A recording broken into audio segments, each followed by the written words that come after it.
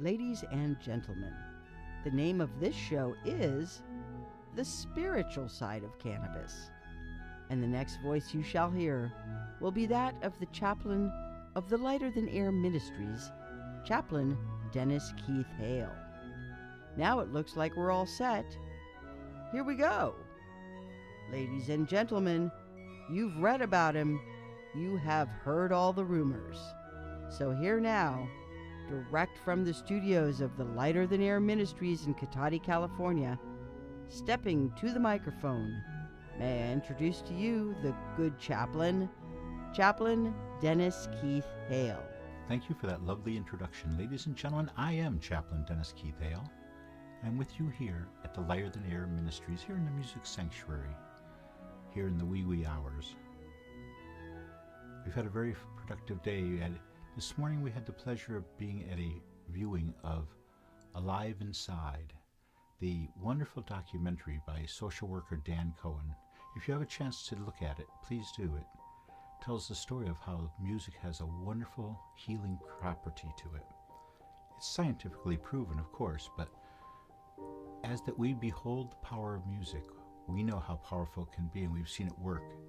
Since 1993, we've been recording our experiences and keeping records about such things, and music does heal in many ways.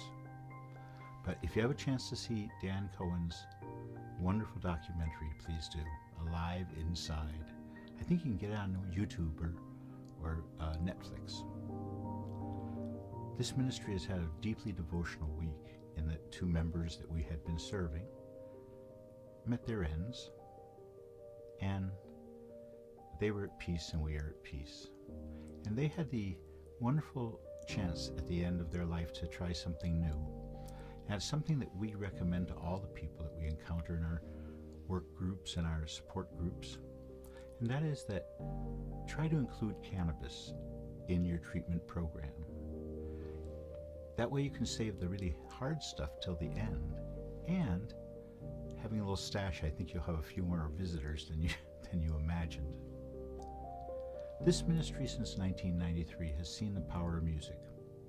Now with our perfect pairing, the pairing of 7 minutes of smoking marijuana, followed by 53 minutes of blissful listening to music that you love.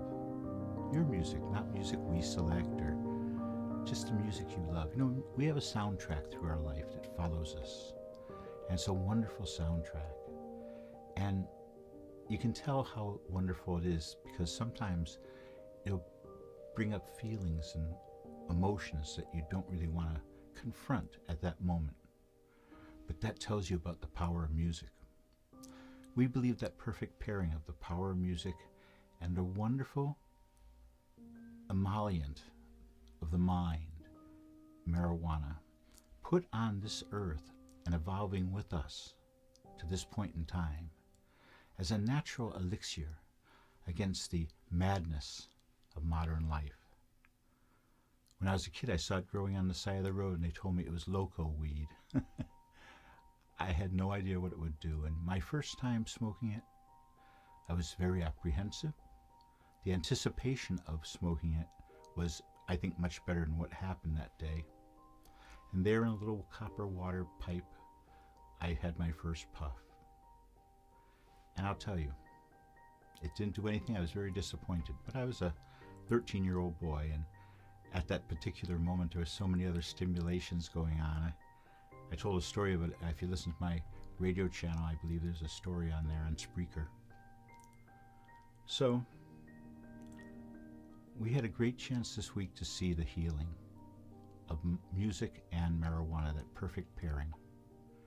Our ministry is going to be holding a wonderful retreat in October. We've been offered a beautiful site on the ridge side by the Russian River here in Northern California. And we're going to work out the details, but we have room for 15 people.